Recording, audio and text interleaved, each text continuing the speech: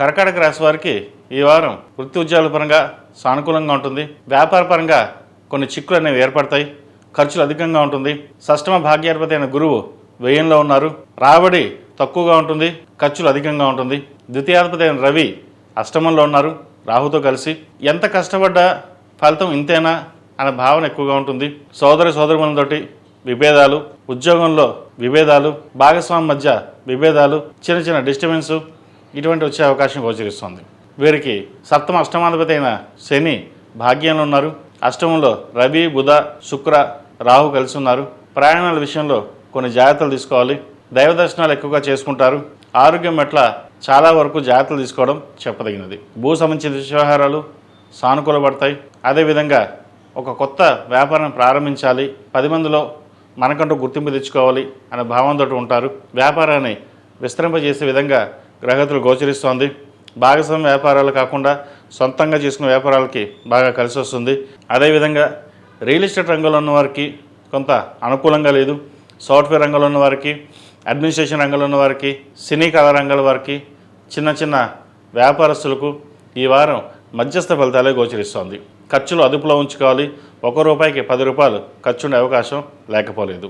అదేవిధంగా ఈ రాశిలో జన్మించిన విద్యార్థులకు కాలం అనుకూలంగా ఉంది. దూర ప్రాంత ప్రయాణాలు కలిసి వస్తాయి. ఆరోగ్యం బాగుంటుంది. పరీక్షా సమయం కాబట్టి ప్రతిరోజు ప్రతినిత్యం దక్షిణామూర్తి స్తోత్రాన్ని పండించడం చెప్పదగినది.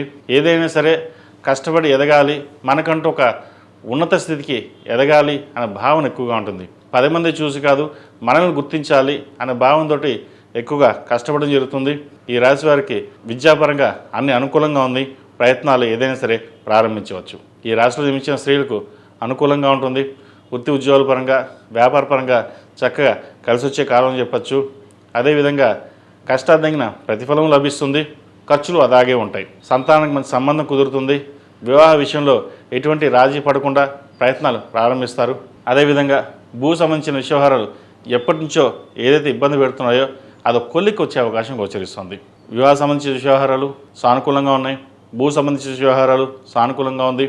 వృత్తి ఉద్యోగాల్లో కూడా ఎటువంటి ఇబ్బందులు ఉండవు. చిన్న చిన్న ఇబ్బందులు వచ్చినా సరే అవి సమస్యపోతాయి. ఆరోగ్యం పట్ల మెలకు అవసరం. ప్రయాణాల విషయంలో తగు జాగ్రత్తలు తీసుకోవాల్సిన అవసరం ఎంతైనా ఈ రాశి వారికి ఉంది. ఈ రాశి వారు ప్రతిరోజు ప్రతినిత్యం 6 కుంకుమతోటి అమ్మవారిని పూజించడం, శని స్తోత్రం పఠించడం చెప్పదగిన సూచన. ఈ రాశిలో జన్మించిన వారికి కలిసి వచ్చే సంఖ్య 6, కలిసి వచ్చే రంగు తెలుపు. ఏదైనా పని మీద బయటకు వెళ్ళినప్పుడు సోమవారం కానీ శనివారం కానీ వెళ్ళండి, మంచి ఫలితాలు సంప్రాప్తిస్తాయి. ఈ పూజస్టోర్.in పసుపు కుంకుమ నుంచి దేవతా విగ్రహాల దాకా అన్ని రకాల పూజలు, వ్రతాలు, గృహప్రవేశం, హోమాది శుభకార్యాలకు కావలసిన పూజా సామాగ్రి అంతా ఒక్కొక్క క్లిక్ తోనే మీ ఇంటి వద్దనే పొందండి. ఈ పూజస్టోర్.in